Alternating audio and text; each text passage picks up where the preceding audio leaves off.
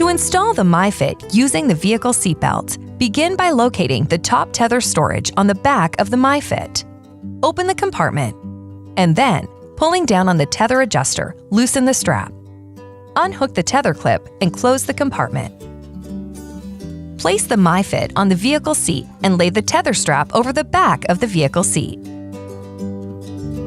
Make sure the installation lines are parallel with the vehicle seating surface at all times during installation. Squeeze the recline adjustment handle on the front of the MyFit and adjust it to upright or recline position as desired. Check to make sure the installation lines on the MyFit base have remained parallel to the vehicle seating surface. Make sure the seat is in a locked position and that the bubble level is in between the lines for the appropriate installation mode. Check that the headrest of the vehicle seat does not interfere with the headrest of the MyFit. Unzip the side of the seat pad and flip open. Lift the headrest pad out of the way. Thread the seatbelt through the red harness mode seatbelt path on the side of the MyFit.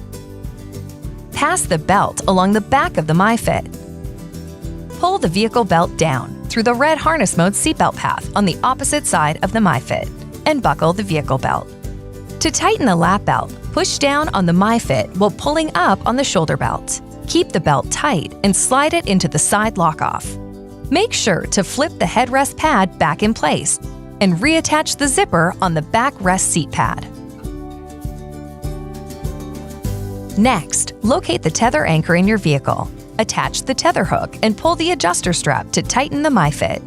Check your work by holding the MyFit at the belt path and pulling side to side and forward. It should not move more than 1 inch from the vehicle seat back or side to side.